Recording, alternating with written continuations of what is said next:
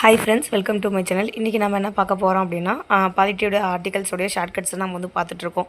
So ஒன்றுலேருந்து பார்த்திங்கன்னா 250 வரைக்கும் நம்ம வந்து முக்கியமான எக்ஸாம் பாயிண்ட் ஆஃப் வியூவில் முக்கியமான ஆர்டிகல்ஸ் எல்லாமே நம்ம வந்து வித் ஷார்ட்கட்ஸோடு வந்து பார்த்துருக்கோம். ஸோ அந்த ஷார்ட்கட்ஸ் எல்லாமே நீங்கள் வந்து பார்த்தீங்க அப்படின்னா உங்களுக்கு அந்த ஆர்டிகல்ஸை வந்து ஞாபகம் வச்சுக்கிறது வந்து ஈஸியாகவே இருக்கும். இன்றைக்கி வந்து நம்ம பேலன்ஸ் இருக்கிற 250லேருந்து 395 வரைக்கும் இருக்கிற இம்பார்ட்டண்ட் ஆர்டிகல்ஸ் வந்து பார்த்துடலாம்.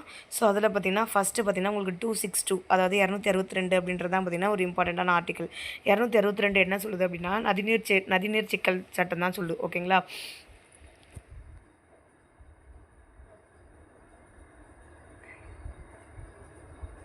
மாநிலங்களுக்கிடையே நதிநீர் பிரச்சனைக்கு தீர்வு காணுறதை பற்றி தான் வந்து 262 சொல்லியிருப்பாங்க. இது வந்து 11th பொலிட்டிக்கல் சயின்ஸ் புக்கில் வந்து கொடுத்துருப்பாங்க, நதிநீர் சிக்கல் சட்டம் அப்படின்னு சொல்லிட்டு. அதுதான்.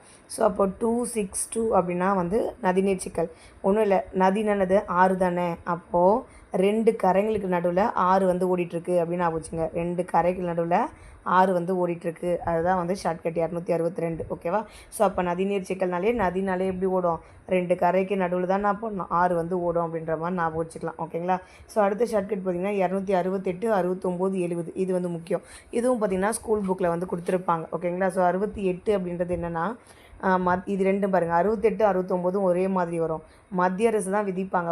வரியை பற்றி தான் சொல்ல போகுது. 68, 69 மத்திய அரசால் விதிக்கப்பட்டு மத்திய அரசால் வசூலிக்கப்படும் வரிகள் அப்படின்னு சொல்லுவாங்க. ஸோ ஃபஸ்ட்டு என்ன பண்ணுதுன்னா சென்ட்ரல் கவர்மெண்ட் எப்பயுமே என்ன பண்ணும், ஃபஸ்ட்டு வந்து சென்ட்ரல் கவர்மெண்ட் தான். இப்போ சென்ட்ரல் கவர்மெண்ட்டே விதித்து அவங்களே வசூலிச்சுக்கிறாங்க. ஓகேங்களா? செகண்ட் வந்து மத்திய அரசு வரியை விதிப்பாங்க, அவங்களே வசூலிச்சும் கொடுத்துருவாங்க. ஆனால் அதை என்ன பண்ணிவிடுவாங்கன்னா அந்த அமௌண்ட் யாருக்கு சேருன்னா ஸ்டேட்டுக்கு தான் சொந்தமானது. ஓகேவா? ஸோ அதை ஞாபகம் வச்சுங்க. அப்போ 268, 69, 270 இது 3 ஒரு செட்டை ஞாபகம் வச்சுங்க.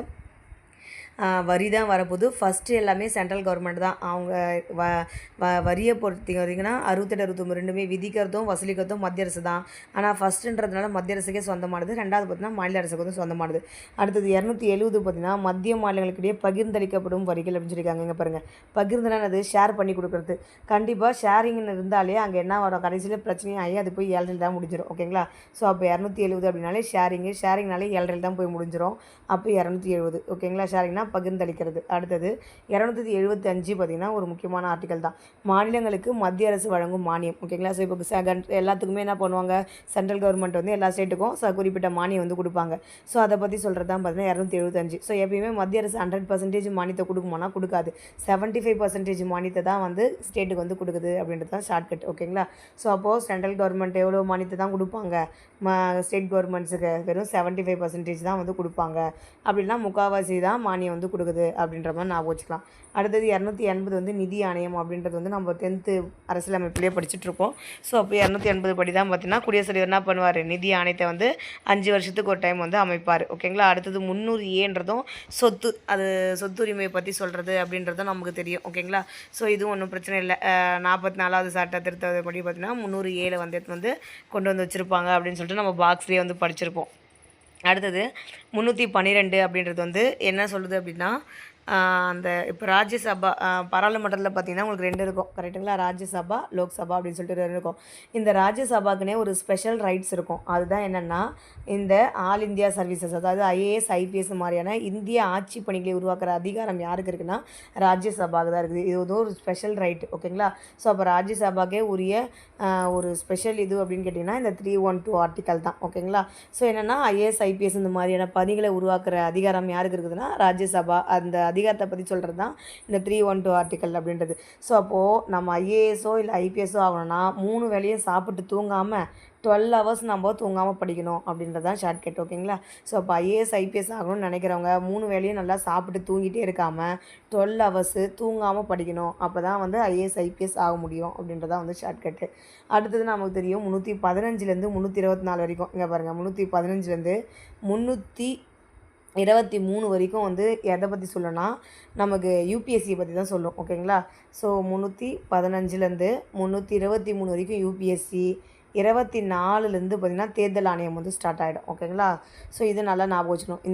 அந்த கவுண்ட் வந்து ஞாபகம் வச்சுன்னா 315லேருந்து 23 வரைக்கும் யூபிஎஸ்சி பற்றி சொல்கிறாங்க அப்படின்னாலே நம்ம இந்த தோராயமாக அந்த ஸ்டார்டிங்லேருந்து எண்ட் வரைக்கும் தெரிஞ்சால் கூட ஆப்ஷன் வந்து ஏதோ ஒன்று கொடுக்குறாங்க அப்படின்னா எலிமினேட் பண்ணுறதுக்கு ஈஸியாக இருக்கும். ஓகேங்களா?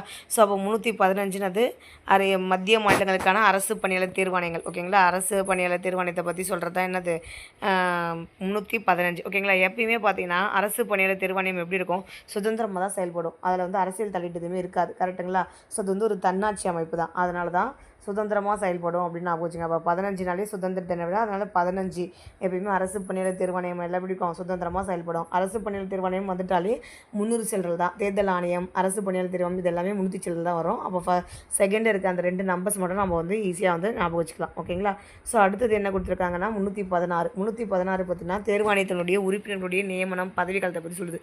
ஸோ 6 அப்படின்னு வந்துட்டாலே பதவி காலம், 5 6 தான் வந்து பதவி காலம் இருக்கும்.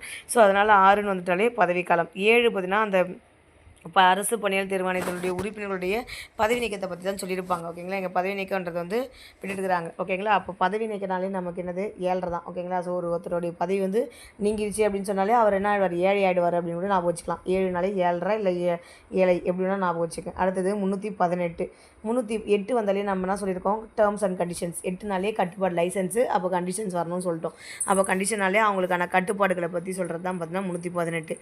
அதுக்கப்புறம் 319 வந்து என்னென்னா அரசு பணியாளர் தேர்வாணைய உறுப்பினர்கள் பதவிக்காலம் முடிந்த பின்னர் வேறு எந்த பணிகளுக்கும் நியமனம் செய்ய தடை அப்படின்னு சொல்லியிருக்காங்க. ஓகேங்களா? ஸோ அப்போ எந்த பணிக்குமே அவங்க வந்து போகக்கூடாது, நியமனம் செய்யறது வந்து தடை விதிக்கிறாங்க அப்படின்னு சொல்லியிருக்காங்க. அதுதான். ஸோ இங்கே பாருங்கள் 9 அப்படின்னா திருநங்கைகள் ஞாபகம். அப்போ திருநங்கைகளுக்கு எந்த ஒரு தடையுமே வந்து விதிக்கக்கூடாது அரசு பணியாளர் யூபிஎஸ்சியில் அப்படின்ற மாதிரி ஞாபகம் வச்சுங்க. ஓகேங்களா? அடுத்தது 20 பார்த்தீங்கன்னா அவங்களுடைய செயல்பாடுகள். ஓகேங்களா? ஸோ 20 ரூபா கொடுத்தோம் அப்படின்னா யூபிஎஸ்சிக்கு 20 ரூபா கொடுத்தோம் அப்படின்னா அரசு பணியாளர் தேர்வாணையம் ஜெனரலாக அது யூபிஎஸ்சின்னு சொல்லுவாங்க. ஓகேங்களா? ஸோ ரெண்டுத்துக்குமே வந்து கொடுத்துருப்பாங்க. இப்போ யூபிஎஸ்சி வச்சு நம்ம ஷார்ட்கட் வச்சுக்கலாம். 20 ரூபா கொடுத்தோம் அப்படின்னா அவங்க நல்லா வந்து அவங்களுடைய செயல்பாடு வந்து சுமாராக இருக்கும். ஓகேங்களா? அதே நீ 1 ரூபா கூட 1 ரூபா சேர்த்து கொடுத்தீங்க அப்படின்னா அந்த அதிகாரம் அப்படியே விரிவாக்குவாங்க. ஓகேங்களா? அதே இப்படி நான் வச்சுங்க இந்த 2 மட்டும். ஓகேங்களா? ஸோ 20 21னா 20 ரூபா கொடுத்தீங்கன்னா அவங்க செயல்படுவாங்க, 1 ரூபா எக்ஸ்ட்ரா கொடுத்தீங்கன்னா இன்னும் விரிவாக வந்து செயல்படுவாங்க அப்படின்ற மாதிரி நான் வச்சுங்க.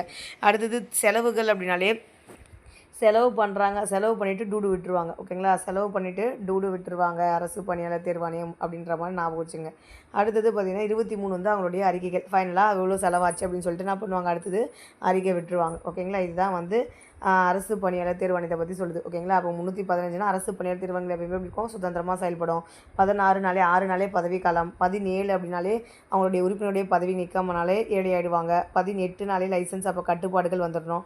19 அப்படின்னாலே திருநங்கைகள் தடைன்னு வந்துடணும். ஓகேங்களா? அப்போ தடைன்ற வார்த்தை வந்துச்சுனாலே வேறு பணிகளுக்கு போகிற தடைன்றது வந்துச்சுன்னா 19 வந்துடுச்சு. 20 ரூபா கொடுத்தீங்கன்னா அவங்க நல்லா செயல்படுவாங்க. 21 ரூபா கூட 1 ரூபா சேர்த்து கொடுத்தா விரிவாக செயல்படுவாங்க. 22 செலவு பண்ணிவிட்டு டூடு விட்டுருவாங்க. அதுக்கப்புறம் ஃபைனலாக என்ன பண்ணுவாங்க, அறிக்கையை வந்து விட்டுருவாங்க. அப்படின்றது தான் வந்து இந்த அரசு பணியாளர் தேர்வாணையத்தினுடைய ஷார்ட்கட்ஸ். இது வந்து ஸ்கூல் புக்லேயுமே வந்து இருக்கும். ஓகேங்களா? ஸோ அடுத்தது 324 பார்த்தோன்னா தேர்தல் ஆணையத்தை பற்றி வந்து சொல்கிறது தான். ஓகேங்களா? அடுத்தது 26 வந்து வயது வந்து ஒரு வகுமை 18 வயசு ஆனவங்க எல்லாருமே ஓட்டு போடலாம் அப்படின்னு சொல்கிறது எது சொல்லுதுன்னா 326. ஸோ இப்போ எலெக்ஷன் பீரியடு, எலெக்ஷன் நடக்க போகுது. ஸோ அப்போ எல்லாருமே என்ன பண்ணுவோம், 18 வயசாக இருக்கிறவங்க எல்லாரும் ஓட்டு போடுறோம் அப்படின்னா அது எந்த ஆர்டிக்கல் படி போடுறோம், 326 அப்படின்றத வந்து ஞாபகம் வச்சுக்கிட்டு நீங்கள் போய் ஓட்டு போடுங்க. ஓகேங்களா? ஸோ அடுத்தது பிற்படுத்தப்பட்ட வகுப்பினருடைய நிலைகளை ஆராய தேசிய ஆணையம் அமைக்கிற உரிமை பார்த்தீங்கன்னா குடியரசுத் தலைவருக்கு இருக்குது அப்படின்னு சொல்கிறது வந்து 340. ஓகேங்களா? ஸோ பிற்படுத்தப்பட்ட வகுப்பினருடைய வகுப்புக்குன்னு சொல்லிட்டு நிறைய ஆணைகள் எல்லாம் அமைப்பாங்க. ஓகேங்களா? ஸோ அந்த மாதிரி ஆணையம் அமைக்கிற அதிகாரம் பார்த்தீங்கன்னா குடியரசுத் தலைவருக்கு தான் இருக்கும். அந்த குடியரசுத் தலைவருக்கு அந்த பிற்படுத்தப்பட்ட வகுப்பினருக்குன்னு சொல்லிட்டு ஒரு தேசிய ஆணையம் அமைக்கிறதுக்கான உரிமையை கொடுக்குற ஆர்டிகல் தான் பார்த்திங்கன்னா 340. ஓகேங்களா? அதுக்கு அடுத்தது பார்த்திங்கன்னா பிற்படுத்தப்பட்ட வகுப்பினர்னா ஓபிசிக்கு. ஓகேவா? அடுத்தது அப்படியே ஆதி திராவிடர், பழங்குடியினர் அப்படின்னு சொல்லிட்டு அடுத்தது வரும். ஜஸ்ட் ரீட் பண்ணிக்கோங்க. ஓகேவா? ஆனால் 340ன்றது ஸ்கூல் புக்கில் பக்காவாக கொடுத்துருப்பாங்க. ஸோ அதனால் 340 நீங்கள் கண்டிப்பாக வந்து படிச்சுக்கணும். இது வந்து ரொம்ப முக்கியம். அதுக்கு அடுத்தது ஆதி திராவிடர், பழங்குடியினர்ன்றதை நீங்கள் ஞாபகம் வச்சுக்கலாம். 343 வந்து அலுவல் மொழி. ஓகேவா? 343 பார்த்திங்கன்னா அலுவல் மொழியை பற்றி சொல்லுது. ஓகேங்களா? ஸோ நமக்கு மத்திய அரசில் பார்த்திங்கன்னா நிறைய வந்து நிறைய லாங்குவேஜஸ் வந்து இருக்கும் அப்படின்ற மாதிரி ஞாபகம் வச்சுக்கணும் ஓகேங்களா. ஏன்னா மத்திய அரசு அப்படின்னும் போது பல ஸ்டேட்டில் இருக்க எல்லா முதலமைச்சர்ஸுமே வந்து இருப்பாங்க, எல்லா எம்பிஸும் இருப்பாங்க. ஸோ அதனால் பார்த்திங்கன்னா பல தரப்பட்ட மொழிகள் தான் வந்து பேசுவாங்க அப்படின்னு ஞாபகம் வச்சுக்கோ ஓகேங்களா. ஸோ அப்போது நிறைய மொழி தெரிஞ்சிச்சு அப்படின்னா நம்ம எந்த மூலைக்கு போனாலும் 343 இந்த லாஸ்ட் டிஜிட் ஆரம்பிச்சிடும், எந்த மூலைக்கு போனாலும் நம்ம என்ன பண்ணிக்கலாம், நம்ம வந்து மேனேஜ் பண்ணிக்கலாம் அப்படின்ற மாதிரி ஞாபகம் வச்சுக்கலாம் ஓகேங்களா. ஸோ அப்போது அலுவல் மொழி அப்படின்னாலே இந்த ஒன்றுக்கு மேற்பட்ட மொழிகள் வந்து நமக்கு தெரிஞ்சிருந்தது அப்படின்னா நம்ம உலகத்தில் எந்த மூலைக்கு போனாலுமே நம்ம என்ன பண்ணிக்கலாம், மேனேஜ் பண்ணிக்கலாம் அப்படின்றது தான் ஓகேங்களா. அடுத்தது 352, 56, 360 இது வந்து ஸ்கூல் புக்லேயே வந்து 10th நம்ம நல்லாவே படிச்சிருப்போம். 56னா தேசிய அவசர நிலை பிரகடனம், அதுக்கப்புறம் 52 வந்து தேசிய அவசர நிலை, அதுக்கப்புறம் 56 மாநில அவசர நிலை, 360 வந்து நிதி நெருக்கடி.